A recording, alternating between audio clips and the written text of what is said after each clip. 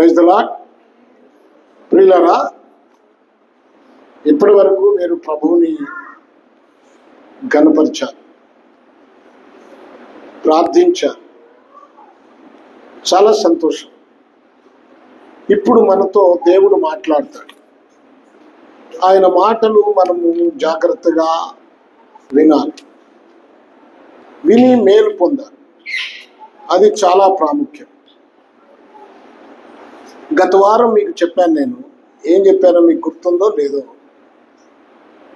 మిథ్య ప్రార్థనా జీవితానికి సాదృశ్యంగా ఉంది అని చెప్పాను. మిథ్య ప్రార్థనా జీవితానికి సాదృశ్యంగా ఉంది అని చెప్పాను. మరొకటి, మిథ్య మీద గొప్ప రక్షణ కలిగింది. మిథ్య మీద గొప్ప రక్షణ కలిగింది. చూడండి, బైబిల్లో మనం చూసినప్పుడు యెహోషువ గ్రంథము 2వ అధ్యాయము 6వ వచనాన్ని చూస్తే, ఈ 6వ వచనములో అని చెప్పి తన మిద్దె మీదకి ఆ ఇద్దరిని ఎక్కించి దాని మీద రాసి వేసి ఉన్న జనప కట్టెలో వారిని దాచిపెట్టెను. ఎవరు వీళ్ళు అంటే, ఎవరు వీళ్ళు? ఎక్కడి నుంచి వచ్చారు? ఎవరింటికి వచ్చారు? మీరు జాగ్రత్తగా గమనిస్తే, యెరికోలో రాహాబు అనే ఒక వేశ్య ఉంది. ఇశ్రాయేలీలు ఐగుప్తు దేశము నుండి బయలుదేరి వస్తున్నప్పుడు వారు ప్రయాణములో ఏ ఆటంకాలు లేకుండా వాటన్నిటినీ జయించుకుంటూ ఆ వ్యక్తులు లేక ఆ ప్రాంతాలు, ఆ దేశాలను జయించుకుంటూ వారు ప్రయాణమై వస్తూ ఉన్నారు. ఇప్పుడు యెరికో పట్టణాన్ని దాటి రావాలి వాళ్ళు.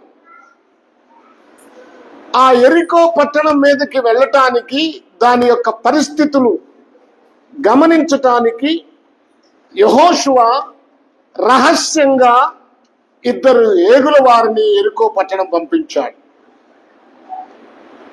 వారు రహస్యంగా యెహోషువ పంపించాడు, కానీ అది రాజుకి తెలిసిపోయింది. ఏ రాజుకి? యెరికో రాజుకి. యెరికో రాజు ఆలోచన చేశాడు, యెరికోకు ఎవరైనా కొత్త వారు వస్తే, బాటసారులు వస్తే వారు ఎక్కడుంటారు? వారు ఎక్కడుంటారంటే రాహాబు అనే ఒక వేశ్య ఇంట మాత్రమే వారు బస చేస్తారు. కనుక అది పూటకూళ్ళ వాని ఇల్లు. ఆ రాహాబు ఒక వేశ్య. నేను ఎందుకు పదే పదే వేశ్య అని చెప్తున్నానంటే, వేశ్య అంటే ఏమిటో మీకు చాలాసార్లు చెప్పాను. తన జీవితాన్ని శరీర సంబంధమైన అక్కర కోసం, తన శరీరాన్ని అమ్ముకొని బ్రతికేటువంటి ఒక స్త్రీ, డబ్బు కోసం. మరి ఈ ఇద్దరు వేగుల వారు, వినండి, ఈ ఇద్దరు వేగుల వారు రాహాబు ఇంటికే వచ్చారు, ఒక వేశ్య ఇంటికే వచ్చారు. కానీ ఇక్కడ మనం గమనించాల్సింది ఏంటంటే, సంసోను వేశ్య ఇంటికి వెళ్ళాడు, తన జీవితాన్ని పతనం చేసుకున్నాడు. ఈ ఇద్దరు వేగుల వారు ఒక వేశ్య ఇంటికి వచ్చారు, తమ జీవితాలను కాపాడుకోవటమే కాదు, రాహాబు ఇంటి వారందరినీ కూడా కాపాడారు. ఇక్కడ మనం గమనించాల్సింది, రాహాబు వీరికి ఎందుకు సహకరించింది? ఈ ఇద్దరు వేగుల వారు ఆ ఇంటికి వచ్చినప్పుడు మీరు చూడండి, బైబిల్లో మీరు చూడండి, వారి యొక్క నిర్మలత, వారి యొక్క పరిస్థితి మీరు చూడాలి. చూడండి వారు ఎలా ఉన్నారు అంటే, వారి జీవితము చాలా శ్రేష్టమైనదిగా కనపడుతుంది.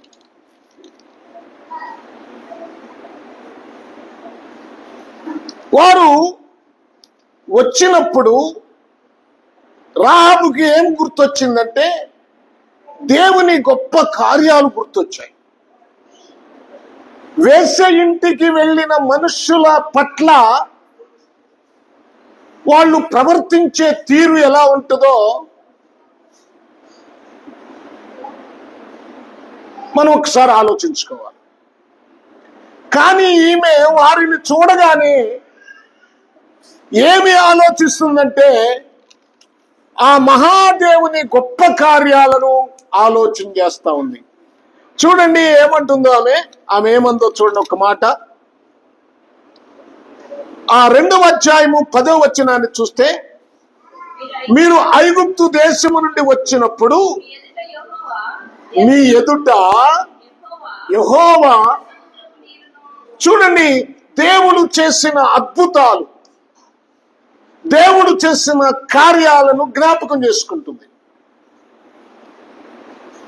ఎందుకంటే వీరి ప్రవర్తన అలా ఉంది, వీరి స్థితి అలా ఉంది. అలాగే మనం కూడా మన జీవితం ద్వారా ఎదుటి వారికి ప్రభు అయిన యేసుక్రీస్తును చూపించాలి. జాగ్రత్తగా వినండి. నువ్వు వెళ్ళినప్పుడు నీలో ఎదుటివారు క్రీస్తును చూడాలి, యేసు ప్రభువుని తెలుసుకోవాలి. మన దేవుని వాక్యము మనం ప్రకటించాల్సింది ఎలాగూ అంటే దేవుని వాక్యము ద్వారానే. ఆ దేవుని వాక్యము మన జీవితంలో చూపించాలి, మన ప్రవర్తనలో చూపించాలి. చూడండి, ఉదాహరణకు ఒక మాట చదవండి. హెబ్రీలకు రాసిన పత్రిక 12వ అధ్యాయము 1వ వచనం.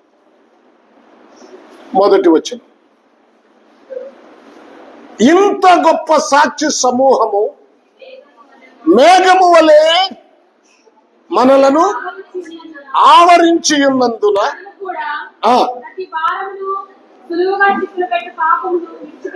ఇంత గొప్ప సాక్షి సమూహము ఎవరు వాళ్ళు? మేఘము వలె ఆవరించను అని చెప్పబడింది. ఆ గొప్ప సాక్షి సమూహం ఎవరంటే, హెబ్రీలకు రాసిన పత్రికలో 11వ అధ్యాయంలో రాయబడిన విశ్వాస వీరులు. జాగ్రత్తగా వినండి. వారి జీవితం ఎలా ఉంది? వారు హతసాక్షులు అవటానికి, వారు చనిపోయారు గాని, హతసాక్షులయ్యారు గాని, వారు విశ్వాసాన్ని కాపాడుకోవటానికి ప్రాణాలు పెట్టడానికి సిద్ధమయ్యారు గాని ఎక్కడా దేవుణ్ణి విడిచిపెట్టలేదు. వారు దేవునితోనే నడిచారు. అందుకనే వారు గొప్ప సాక్షి సమూహము. వారి విషయాలు మనందరము చదువుకున్నాం. పౌలు గారు చెప్పాడు హెబ్రీ పత్రికలో. మరి వారి జీవితాలు మీకు తెలుసు కదా. కనుక మీరు కూడా వారి జీవితాలు తెలుసుకున్న మీరు, హెబ్రీ పత్రిక 11వ అధ్యాయము చదువుకున్న మీరు, అందులో ఉన్న విశ్వాస వీరుల జీవితాలను అర్థం చేసుకున్న మీరు, మీ చుట్టూ ఆ ఇంత గొప్ప సాక్షి సమూహము ఆవరించి ఉన్నది కనుక మీరేం చేయాలంటే సులువుగా చిక్కులు పెట్టే పాపాన్ని విడిచిపెట్టాలి.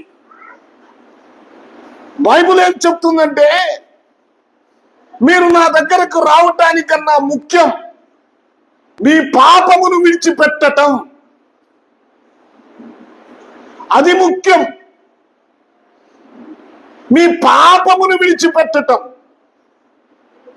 అది విడిచిపెట్టకుండా, దానిని వదిలిపెట్టకుండా మీరేం చేసినా ప్రయోజనం లేదు. అందుకని అంటాడు పౌలు గారు, సులువుగా చిక్కులు పెట్టేది పాపం.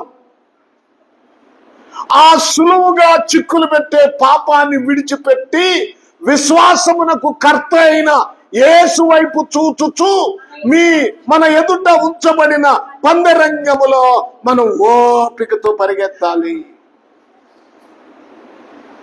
మన జీవితం ఎలా ఉండాలో రోమాపత్రిక 12వ అధ్యాయం చూడండి. రోమాపత్రిక 12వ అధ్యాయం మొదటి వచనం చదవండి. కాబట్టి సహోదరులారా, ఏమిటంట? పరిశుద్ధమును దేవునికి అనుకూలము. ఎప్పుడు దేవునికి అనుకూలమైనది ఏమిటంటే సజీవ యాగముగా మీ శరీరములు, మీ దేహము దేవునికి ఆలయమై ఉన్నది. మీ దేహమును ఆయనకు సమర్పించుకోవాలి. ఇప్పుడు సజీవ యాగముగా నిజమైన విశ్వాసులు, నిజమైన సంఘమైతే, నిజమైన రక్షణ నీవు పొంది ఉంటే, నువ్వు నిజంగా దేవుని రాజ్యానికి ప్రవేశించాలి అంటే మీ దేహాలు మీవి కావు, దేవునికి సమర్పించుకొనండి. వినాలి, జాగ్రత్తగా అర్థం చేసుకోవాలి. మీ దేహములను దేవునికి సమర్పించుకోండి, సజీవ యాగముగా, పవిత్రమైనవిగా. ప్రభునందు ప్రియ దేవుని పిల్లలారా, జ్ఞాపకం చేసుకుందాం. ఇంకా ఏమిటంట? మన వేషం, మన శరీరము పవిత్రమైనదిగా ఉండాలి. సమస్త దుష్టత్వాన్ని, సమస్త కల్మషాన్ని, వేషధారణను, వాటన్నిటినీ విడిచిపెట్టి నిర్మలమైన పాలు అంటాడు పేతురు. అదే దేవుని వాక్యమును ఆపేక్షించాలి అంటాడు. పేతురు రాసిన మొదటి పత్రిక 2వ అధ్యాయం 1 నుంచి 5వ వచనం వరకు తర్వాత చదవండి, ఇప్పుడు వద్దులేదు, టైం చాలు. ఒకటి, మన జీవితం, మన స్థితి చూడగానే మన జీవితం ద్వారా క్రీస్తును ప్రకటించాలి. గుర్తుపెట్టుకోండి, నీ యొక్క జీవితము ద్వారా, నీ వేషము ద్వారా, నీ వస్త్రధారణ ద్వారా. చాలా మంది పిచ్చి పిచ్చి వస్త్రాలు వేసుకొని అసభ్యకరంగా బ్రతుకుతూ ఉంటారు, అసభ్యకరంగా నడుస్తూ ఉంటారు. నీ వస్త్రధారణ చూసినప్పుడు నీవు ఒక మంచి వర్తమానం అందించాలి. క్రమమైన జీవితము, నీ వస్త్రధారణ బట్టి నీ ప్రవర్తన ఏమిటో, నీ ఆలోచనలు ఏమిటో అర్థమైపోతాయి. కనుక నీ వస్త్రధారణ చాలా జాగ్రత్తగా ఉండాలి. మన వేషం, మన అంతరంగం పేతురు రాసిన పత్రికలో ఉంటుంది. వద్దులేదు, చదవద్దులే, చాలాసార్లు చెప్పాను మీకు. 3వ అధ్యాయం 3వ వచనం తర్వాత ఇంటికెళ్ళి నిదానంగా ఒక్కొక్క మాట చదువుకోండి. తర్వాత మన మాటలు మృదువుగా ఉండాలి. ఏమండి, పోకిరి మాటలు మాట్లాడకూడదు, సరస్వక్తులు మాట్లాడకూడదు. దేవుణ్ణి చూపించేవారు పోకిరి వేషాలు వేయకూడదు. పోకిరి మాటలైనను, బూతులైనను, సరస్వక్తులైనను మీ నోట ఉచ్చరించకూడదు అని చెప్తాడు పౌలు గారు. మీరు దానిని అనుసరించకూడదని చెప్తాడు పౌలు గారు. చాలా మంది పోకిరి మాటలు, సరస్వక్తులు, నోట బూతులు, నోరు తెరిస్తే బూతులు, ఇది చాలా పాపం. వీటన్నిటిని కంట్రోల్ చేసుకోవాలి. దేవుని పిల్లల వారిలో ఇలాంటి విధానాలు ఉండకూడదు. కొంతమంది మాట్లాడతారు. మాట చూడండి, ఇర్మియా గ్రంథం, యెహెజ్కేలు గ్రంథం 35:13 చూడండి. యెహెజ్కేలు గ్రంథం 35:13 చూడాలి. ఏ నోరు? పెద్ద నోరు అంటే ఉన్న నోరేమన్నా పెద్దదవుతా? నువ్వు ఎంతన్నా అని తెరువు పెద్దదవుతా? పెద్ద నోరు చేసుకునంటే పెద్దగా మాట్లాడటం. పెద్ద నోరు చేసుకొని భర్త మీద, పిల్లల మీద, భార్య మీద పెద్ద నోరు చేసుకొని నీవు నా మీద అంటే మన దేవుడు బాధపడుతున్నాడు. విస్తారంగా మాట్లాడిన మాటలు. చాలా మంది నోట పెద్ద నోరు చేసుకొని విస్తారంగా మాట్లాడుతూ ఉంటారు. విస్తారమైన దాని ఏమంటారు, బాధ పెట్టే, నొప్పించే మాటలు, వగరు మాటలు. ఇంకేమనాలి నాకు అర్థం కావట్లేదు. చూడండి మీ నోరు చూడండి ఎలా ఉంది. నీ నోటితో ఏం మాట్లాడుతున్నావు? సౌమ్యంగా మాట్లాడుతున్నావా? ప్రేమించే మాటలేనా? నీ నోట ఆదరించే మాటలు వస్తున్నాయా? నీ నోరు తెరిచినప్పుడు క్రీస్తుకు మహిమ వస్తుందా? ఆలోచించుకోండి. మీరు ఆలోచించుకోండి. మిమ్మల్ని మీరు ఆలోచించుకోవాలి. వీరు భాష వేశ్య ఇంటికి వెళ్ళిన సంసోను పతనమయ్యాడు. వీరు చూడండి, ఈ దైవజనులు ఇద్దరు రాహాబు ఇంటికి వెళితే రాహాబు యొక్క పాపము గుర్తొచ్చింది. అంతేకాదు ఆ దేవుని యొక్క గొప్పతనాన్ని కొనియాడుతుంది.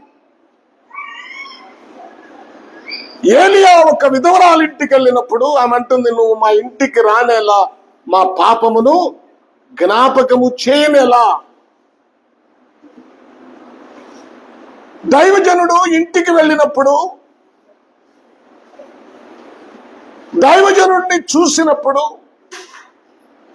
లేక విశ్వాసులను చూసినప్పుడు, ఒకరింటికి ఒకరు వెళ్ళినప్పుడు వారి వేషాన్ని బట్టి, వారి జీవితాన్ని బట్టి, వారి మాటలను బట్టి పాపమేమిటో బయలుపరచబడాలా. పాపమేమిటో బయలుపరచబడాలా. ఇది దేవుని వాక్యం చెప్తుంది. ప్రజలు తమ పాపములను ఒప్పుకునేటట్లుగా మనం ప్రవర్తించాలి.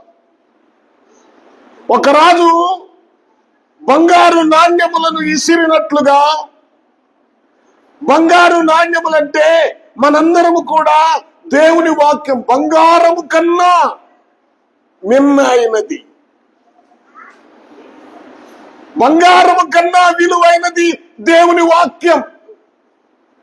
బంగారానికి మనం విలువిస్తాం కానీ దేవుని వాక్యానికి విలువీయం.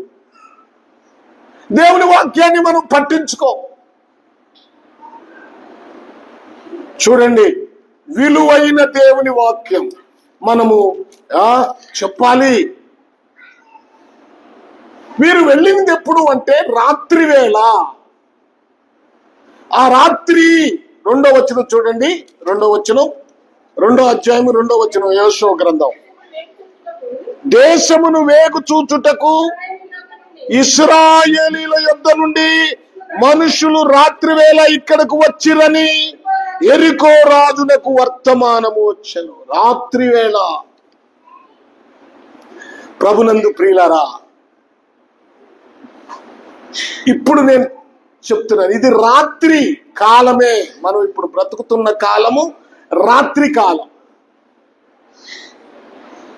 పరిశీలన అడుగుతారు, యోహాను శిష్యులు ఉపవాసం ఉంటున్నారు, పలానోళ్ళ శిష్యులు ఉపవాసం ఉంటున్నారు, మీ శిష్యులు ఉపవాసం ఉండట్లేదు ఏందయ్యా అని అన్నా. మనకు అసలు ఉపవాస ప్రార్థనలే పోయినాయి. ఉపవాసం ఉంటున్నారా మీరు? విజ్ఞాపన ప్రార్థన అంటే వస్తారా? ఉపవాస ప్రార్థనలు అంటే వస్తారా? ఈరోజు విశ్వాసులకు ఉపవాస ప్రార్థన అంటే లెక్కలేదు. ఆ ప్రార్థనకి ఇంట్రెస్ట్ చూపించటం లేదు. మేము రక్షించబడిన కాలంలో రాత్రంతా ఉపవాసం ఉండి కన్నీరు కారుస్తూ రాత్రంతా ప్రార్థన చేసేవాళ్ళం. దేవుని సన్నిధిలో విజ్ఞాపన చేసేవాళ్ళం. మోకాళ్ళ మీద ఉండి ఏడుస్తూ ఉండేవాళ్ళం. ప్రార్థన అయిపోయినా మా దైవజనుడు వెళ్ళండి, ఎవరింటికి వెళ్ళండి పడుకోమంటే ఎవరు వెళ్ళేవాళ్ళు కదా, అక్కడే పడుకునేవాళ్ళు. అక్కడే పడుకొని అక్కడే ఏడుస్తూ కన్నీరు గారుస్తూ ఉండేవారు. ఈ రోజుల్లో అలాంటి కన్నీటి ప్రార్థన కనపట్లేదు. ఊరక చప్పట్లు కొట్టుకోవటం, డాన్సులు వేసుకోవటం, డ్రమ్ములు కొట్టుకోవటం, నాట్యం చేసుకోవటం, ఎగరటం.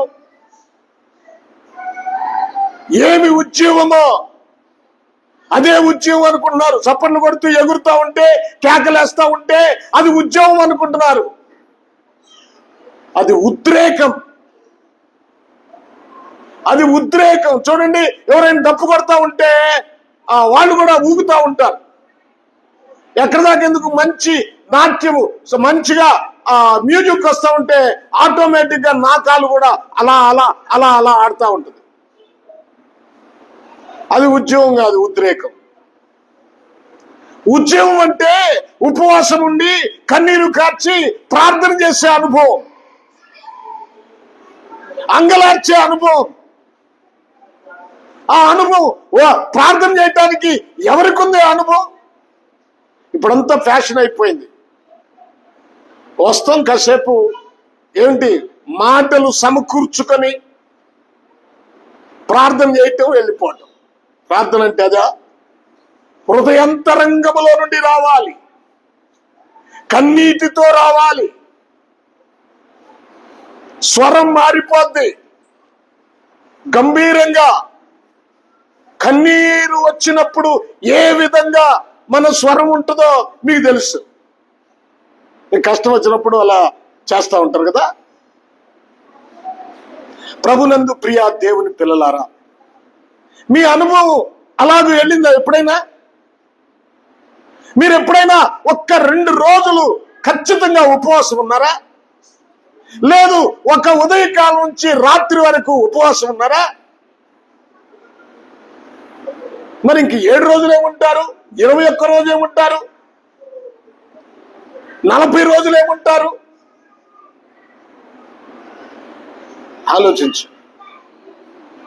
అంటాడు, మీ శిష్యులు ఉపవాసం ఉండరేంటయ్యా అంటే, ప్రభు అన్నాడు, పెండ్లి కుమారుడు ఆ ఇంట ఉన్నప్పుడు ఆ పెండ్లి ఇంటి వారు ఉపవాసం ఉంటారు. ఎక్కడైనా ఉంటారా? ఉండరు. పెండ్లి కుమారుడు వెళ్ళిపోయిన రోజు ఉంటుంది, అప్పుడు వాళ్ళు ఉపవాసం ఉంటారు. పెండ్లి కుమారుడు ఎవరంటే మన ప్రభు అయిన యేసుక్రీస్తు వారు. ఆయన ఈ లోకములోనికి వచ్చాడు, ఆయన సిలువలో మరణించాడు, నీతి సూర్యుడు ఉదయించాడు, అదే నీతి సూర్యుడు సిలువలో అస్తమించాడు. ఇప్పుడు అస్తమించిన తర్వాత సూర్యుడు అస్తమిస్తే చీకటి ఏ విధంగా ఉందో, యేసుక్రీస్తు వారు అస్తమించిన తర్వాత ఈ లోకమంతా, ఈ దినాలన్నీ, ఈ సంవత్సరాలన్నీ ఏమి సంవత్సరాలంటే చీకటి చీకటి రాత్రి కాలం. మరలా ఎప్పుడు పగటి కాలం వస్తుందంటే, ఎప్పుడు పగలు వస్తుందంటే, మరలా ప్రభు యొక్క రాకడ సమీపించిన తర్వాత, రాకడ జరిగిన తర్వాత అవి పగటి కాలాలు, పగటి కాలం. ఈ లోపల ఆయన శిలువలో మరణించి ఆయన పునరుద్ధానుడైన దగ్గర నుండి ప్రభు తన 2వ రాక వేవేల దూతలతో ఆయన వచ్చినప్పుడు వరకు ఇవన్నీ చీకటి దినాలే. ప్రభు ఎప్పుడు వస్తాడో మనము చాలా జాగ్రత్తగా కనిపెట్టుకొని ఉండాలి. మార్కు రాసిన సువార్త 13వ అధ్యాయము 35వ వచనాన్ని ఒకసారి చూడండి. మార్కు రాసిన సువార్త ఇంటి యజమానుడు ప్రొద్దుగూకి వచ్చును, అర్ధరాత్రి వచ్చును, కోడి కూయినప్పుడు వచ్చును, తెల్లవారినప్పుడు వచ్చును. ఎప్పుడు వచ్చునో మీకు తెలియదు. చూడండి, ప్రభునందు ప్రియ దేవుని పిల్లలారా, జ్ఞాపకం చేసుకుందాం. ప్రియ సహోదరి సహోదరులారా, దేవుని మాటలు జాగ్రత్తగా వినండి. 35వ వచనం చదివమ్మా. ఏమన్నాడు? ఇంటి యజమానుడు. ఇప్పుడు ప్రభువు ఎప్పుడు వస్తాడు? ప్రొద్దుగుంకేటప్పుడు వస్తాడా? రాత్రికి 4 జాములున్నాయి. ఒకటి ప్రొద్దుగుంకు సమయం, రెండోది అర్ధరాత్రి సమయం, మూడోది కోడి కూయు సమయం, నాలుగోది తెల్లవారు సమయం. చూడండి, ఇప్పుడు మనం రాత్రి జాములో ఉన్నాం, రాత్రి కాలములో ఉన్నాం. యేసు ప్రభు ఎప్పుడు ఆయన వస్తాడో తెలియదు. ఒక ఆయన అంటాడు ఆయన వాకిటనే ఉన్నాడు అంటాడు. ఇప్పుడు ఆయన రాకడా ఆయన చేతిలో లేదు, తండ్రి చెప్తాడు. దూతల చేతిలో లేదు, ఎవరికి తెలియదు. ప్రభు ఎప్పుడు, దేవుడు ఎప్పుడు వెళ్ళమంటే అప్పుడు యేసు ప్రభు వారు వచ్చేస్తాడు. వచ్చేసినప్పుడు మన పరిస్థితి ఎలా ఉంటుంది? నువ్వు సిద్ధపడ్డావా? ఇంకా నీ బ్రతుకులో లోక సంబంధమైనవే ఆలోచిస్తూ బ్రతుకుతున్నావా? ఆలోచించండి. ఒక మాట బైబిల్లో ఉంది, రోమా పత్రిక. చూడాలి మీరు, అవి చూస్తే గానీ మీకు అర్థం కాదు. రోమా పత్రిక 13వ అధ్యాయము 12వ వచనం చూడండి.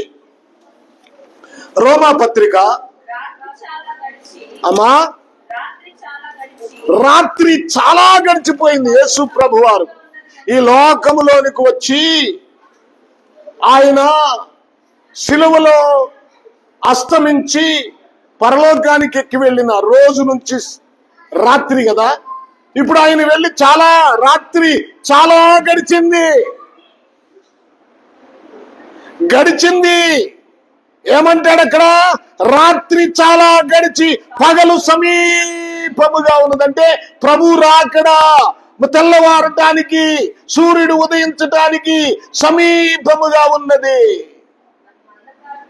చూడండి, ఇప్పుడు సమీపముగా ఉన్నది కనుక మనము అంధకార అంటే చీకటి క్రియలు. వినండి, మనము చీకటి క్రియలను విడిచి, అర్థమైందా? చీకటి సంబంధమైన క్రియలు. ఇంకా నువ్వు చీకటిలోనే ఉంటావా? పాపములోనే ఉంటావా? మారవా? ఏమండి, నువ్వు మారవా? నేను మారాను అనుకుంటున్నావు, సంపూర్ణంగా మారాలి. ఎంతకాలము నువ్వు మారకుండా నువ్వు జీవిస్తావు? ఇక్కడ ఏమంటున్నాడు? చీకటి క్రియలను విడిచి. చూడండి, చీకటి క్రియలను, అంధకార క్రియలను విసర్జించి. అంధకారం అంటే చీకటి క్రియలే. నీ త్రాగుడు, నీ వ్యభిచారం, నీ మోసపూరితమైన మాటలు, నీ టక్కరి విధానం, ఇతరులను మాయ చేసే విధానం, పాపపు సంబంధమైన తలంపులు. అక్కడ రాసేలే కొన్ని. అంధకార సంబంధమైన ఆ క్రియలను విసర్జించి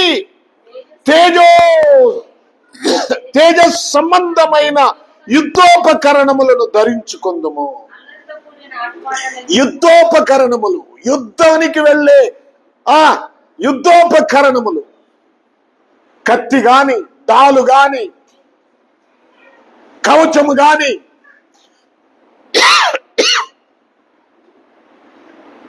చెప్పులు, వాటన్నిటిని మనం ధరించుకోవాలి. నడుముకు తట్టి. అర్థమైందా? ఇది ధరించుకున్నారా మీరు? మీకు తెలిసిన వాక్యమైనా చెప్తాను కొంచెం చూడండి. ఎఫెసీయులకు రాసిన పత్రిక, అమ్మా అపోస్తలుడైన పౌలు ఎఫెసీయులకు రాసిన పత్రిక, మీరు 6వ అధ్యాయము 13వ వచనం. ఇది మనందరికి తెలిసిన అయినా చదవాలి. అందుచేతను మీరు ఆపద్దినమందు వారిని ఎదిరించుటకు సమస్తమును నెరవేర్చిన వారై నిలబడుటకు శక్తివంతులగునట్లు. ఏమిటంటే సమస్తము నెరవేర్చి నిలబడటానికి మీరు శక్తివంతులు కావాలి. వినండి, జాగ్రత్తగా వినండి. శక్తివంతులు కావాలి. మీరు ఎలా ఉండాలి? శక్తివంతులు కావాలి. బలహీనులుగా ఉండకూడదు. దేనికి పడితే దానికి లోబడిపోకూడదు. వ్యసనాలకు, సరదాలకు లోబడిపోకూడదు. ఏమన్నాడు చూడండి, చదవండి తర్వాత.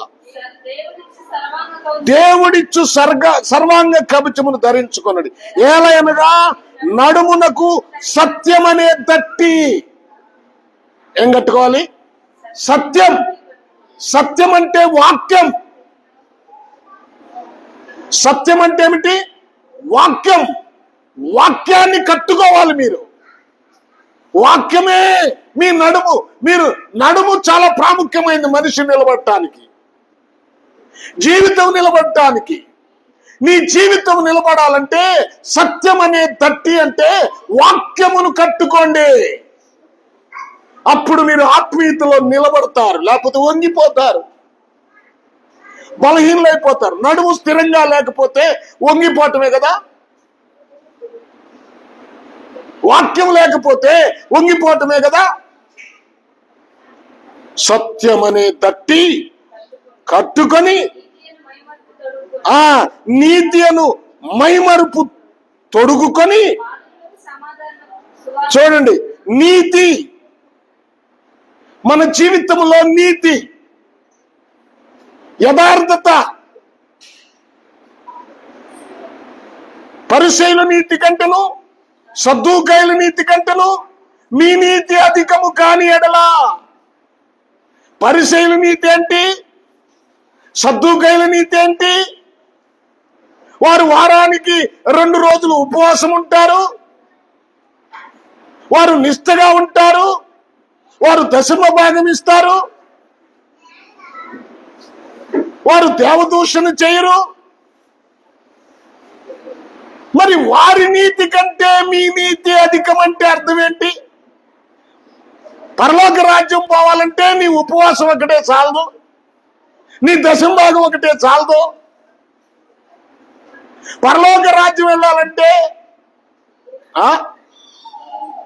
మీరేదో ఆచారంగా ప్రార్థన చేయటం, ఆరాధన చేయటం, దేవుని స్తుతించడం, ఉదయకాలం లేచి గణపరచడం అదే చాలదు. వారి నీతి కంటే మీ నీతి అధికం కావాలి. మీరు మీ హృదయంలో ఎలాంటి పాప సంబంధమైన ఆలోచనలు లేకుండా వాక్యము ద్వారా నడిపించబడాలి. మీరు యథార్థంగా బ్రతకాలి. మీ మాట అవునంటే అవును, కాదంటే కాదన్నట్లుగా ఉండాలి.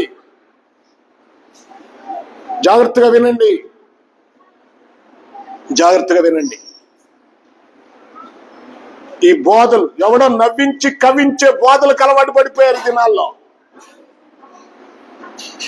వాడు మిమ్మల్ని మెప్పిస్తా ఉంటాడు, మిమ్మల్ని పొగుడుతా ఉంటాడు. కూర్చున్న కాడి నుంచి ఫలాని మరియమ్మ అట్లా, ఫలాని యశోద అట్లా, ఫలాని ఆమె అట్లా, ఎదుగో ఫలాని ఆయన అట్లా, ఆయన పెద్ద సంఘ పెద్దగా, ఆయన ఇది చేశాడు అది చేశాడని పొగుడుతూ ఉంటాడు ఈ సేవకుడు. మీరు ఉబ్బిపోతా ఉంటారు. అది కాదు బోధ.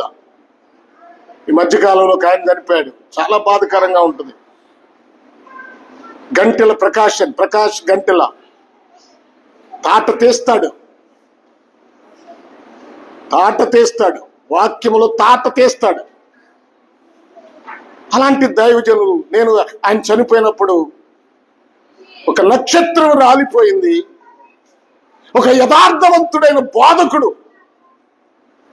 చనిపోయాడని చాలా బాధపడ్డాను, చాలా ఆవేదన.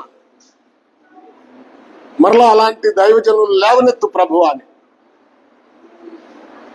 చూడండి, ప్రభునందు ప్రియ దేవుని పిల్లలారా, జ్ఞాపకం చేసుకున్నాం. మన జీవితాలను దిద్దుకోపోతే రేపు నిత్య నాశనములో, అగ్నిగుండములో ఆ ధనవంతుడు అరిచినట్లుగా ఒక్క చుక్క నీటి బొట్టు కూడా దొరకని ఆ దౌర్భాగ్య పరిస్థితిలోనికి వెళ్లకుండా ఉండాలి అంటే నిన్ను నీవు ఈ సమయంలోనే, ఈ టైంలోనే నిన్ను నీవు దిద్దుకోవాలి. నిన్ను నీవు దిద్దుకోవాలి. నీతి అనే మైమరుపు తొడుక్కొని పాదములకు సమాధాన సువార్త వలనైన సిద్ధ మనస్సును జోడు తొడుక్కొని నిలవబడుడి. విశ్వాసం అనే డాలు దుష్టుని బాణములను, అగ్ని బాణములన్నిటినీ ఆర్పుటకు విశ్వాసమే ముఖ్యం.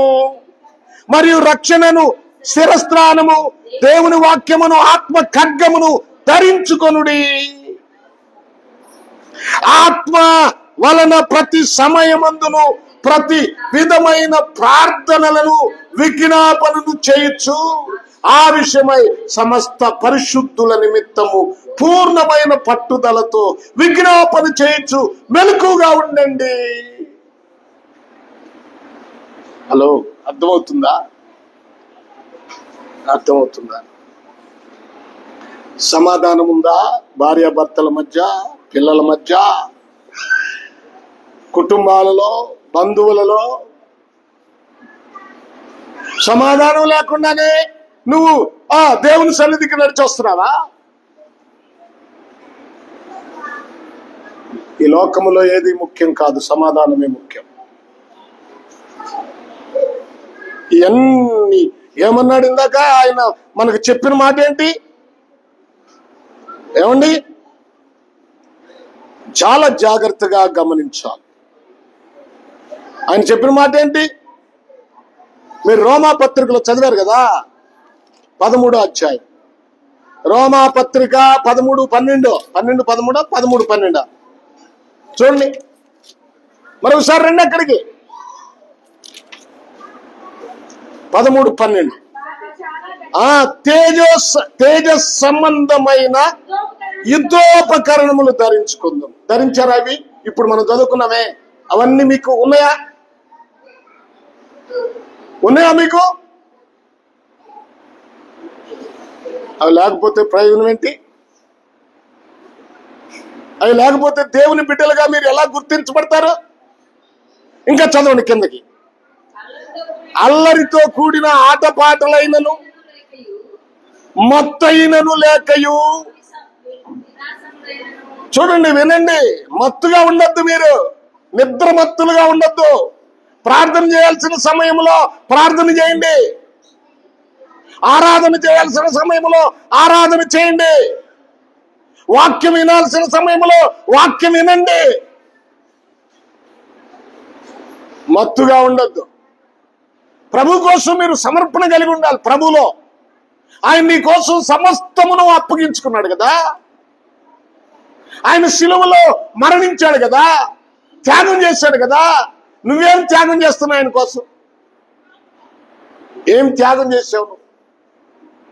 ఇప్పుడు మత్తయినను లేక కామ విలాసములైనను. కామం కొంతమందికి ఎప్పుడు ఇదే. ఏమా కొడితే ఆగుతాడా? అల్లరి చేస్తే కొడతావు నువ్వు పిల్లండి.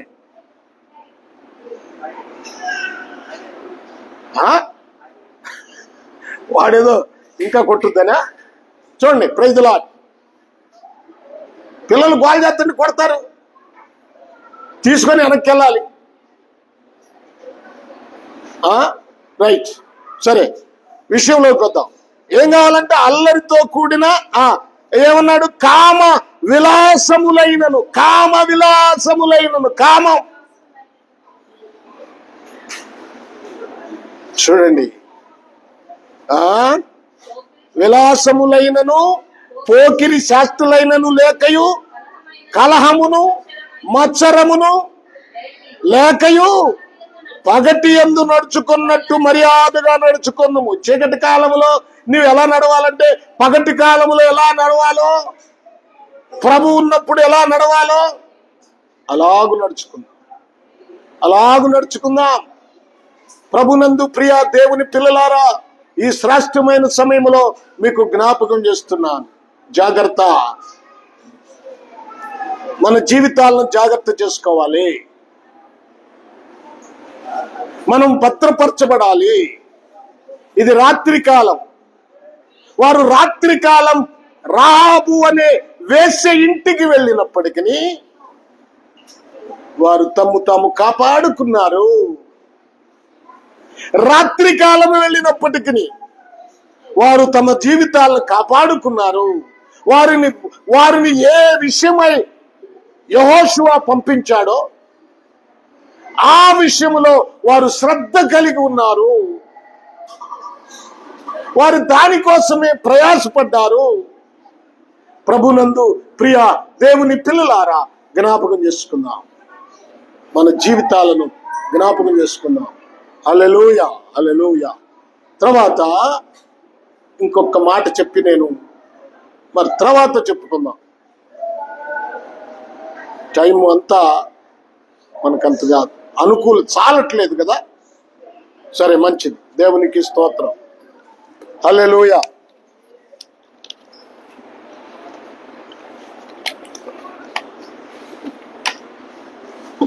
చూడండి, ఇంకోటి ఏంటంటే,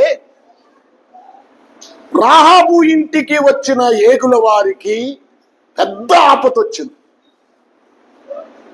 అదే రక్షణ. ఆ ఆపద నుండే రాహాబు రక్షించింది. పెద్ద ఆపద అంటే రాజుకు తెలిసింది. రాజుకు తెలిసి మనుషులను పంపించాడు. ఇప్పుడు ఈ మనుషులు గాని రాజుకు దొరికితే, ఎవరు? ఈ ఏగుల వారు, యెహోషువ పంపించిన ఈ ఇద్దరు రాజుకు దొరికితే చంపేస్తాడు. ఆ సంగతి రాహాబుకు తెలుసు. అయ్యో, నా పాపమును జ్ఞాపకం చేసి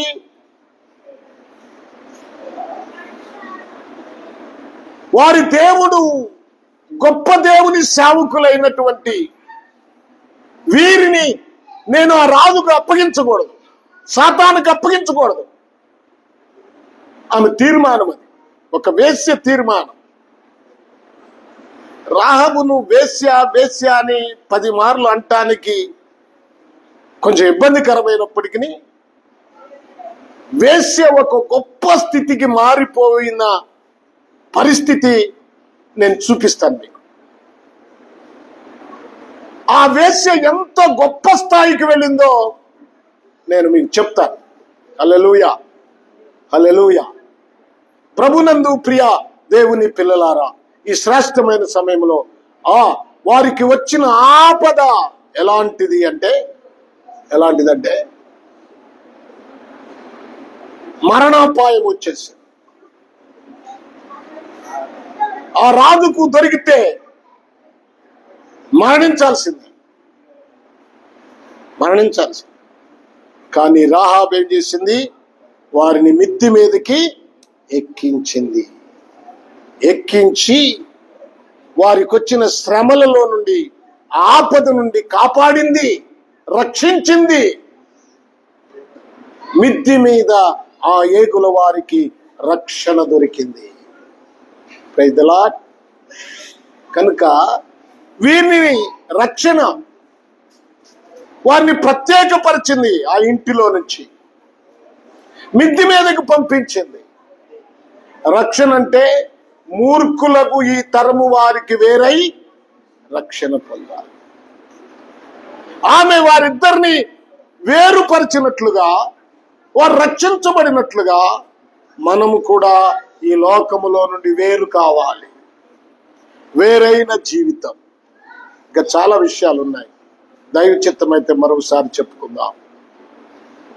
మరొకసారి మీకు వాటిని వివరిస్తాను. వారి జీవితం, వారికి వచ్చిన ఆపద నుంచి దేవుడు ఎలా కాపాడాడు, వారు ఎలా త్యాగం చేశారు, వారంతా నమ్మకస్తులు. ఒక్కసారి ఆలోచించండి. ఆలోచించండి. దేవుడు శ్రమలో నుంచి విడిపిస్తాడు. ఫరో ఇశ్రాయేలీయులలో ఉన్న మగ పిల్లలందరినీ చంపటానికి శాసనం చేశాడు. కానీ దేవుడు మోషేని కాపాడాడు. మోషేని ఒక్కడే కాపాడా? ఇశ్రాయేలీయులు ఐగుప్తు నుంచి బయటకు వచ్చేటప్పటికి కాల్బలం ఎంత ఉంది? 6 లక్షల. 6 లక్షల కాల్బలం ఎక్కడి నుంచి వచ్చింది? బలమైన యోధులు ఎక్కడి నుంచి వచ్చారు? యవనస్తులు ఎక్కడి నుంచి వచ్చారు? మోషేతో ఎక్కడి నుంచి వచ్చారు? దేవుడు కాపాడాడు. మోషే విషయమే ఇక్కడ రాయబడి ఉంది. కానీ మిగిలిన వాళ్ళందరూ, ఆ తల్లులు, ఆ తండ్రులు తమ బిడ్డలు ఎలాగో దాచిపెట్టారు. వాళ్ళందరినీ దేవుడు కాపాడాడు. హల్లెలూయా. ప్రభునందు ప్రియ దేవుని పిల్లలారా, ఈ శ్రేష్టమైన సమయంలో జ్ఞాపకం చేసుకుందాం.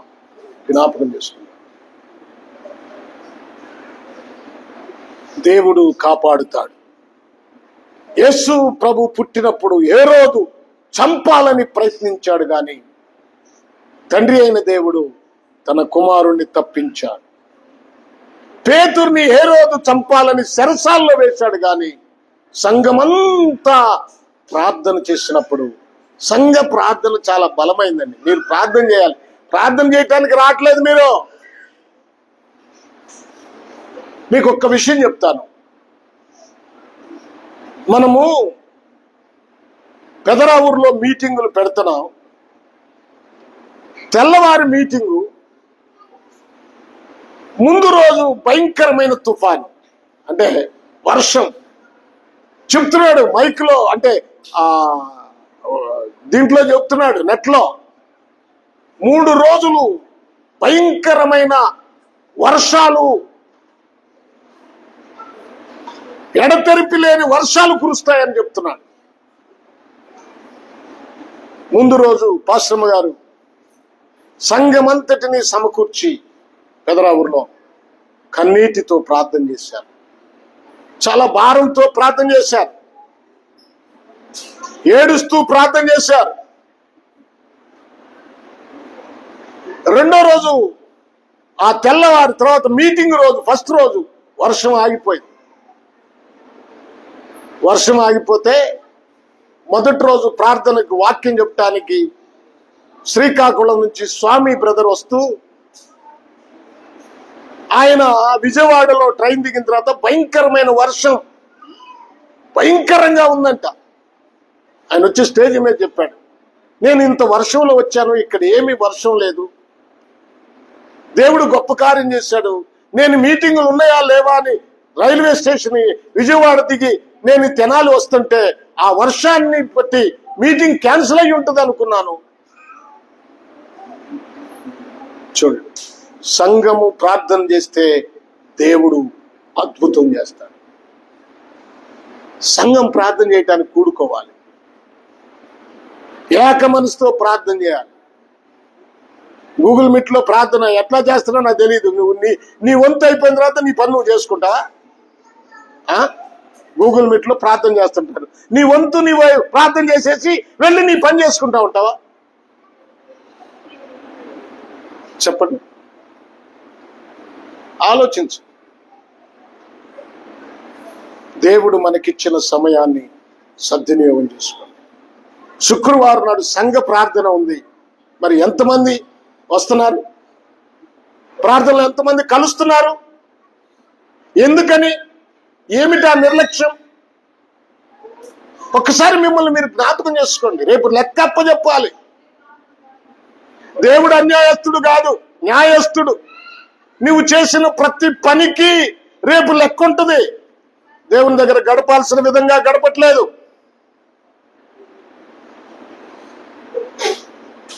ఉండాల్సిన విధంగా ఉండట్లేదు. రేపు అన్ని దేవుడి లెక్కల మాస్టర్ గారు అన్ని ఆయన గుర్తుంటాయి. చూడండి, పేతుర్ని చంపాలనుకున్నారు, చెరసాల్లో వేశాడు. సంఘమంతా ప్రార్థన చేసింది. సంఘమంతా ప్రార్థన చేస్తే పేతురు, చూడండి, దేవుడు తన దూతను పంపి ఆ భయంకరమైన చెరసాల, ఆ ఆ ఎంతో మంది కాపలా కాస్తున్నటువంటి ఆ స్థితిలో నుంచి పేతురును విడిపించి తీసుకొచ్చాడు. ఇంకా పేతురు గారు రాడనుకున్నారు, ఇక ఆయనకు మరణమే గతి అనుకున్నారు. కానీ దేవుడు ఏం చేశాడు? అద్భుతంగా తప్పించాడు. కనుక దేవుని కాపుదల, దేవుని బిడ్డల మీద దేవుని కాపుదల ఉంటుంది.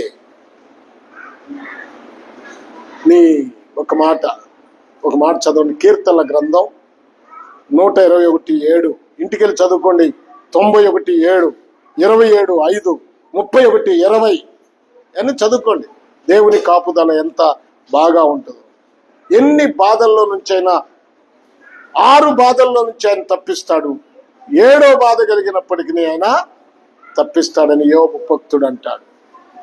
కనుక ప్రియ దేవునికి పిల్లలారా, జ్ఞాపకం చేసుకోండి. పౌలుకి ఎన్నో శ్రమలు కలిగాయి.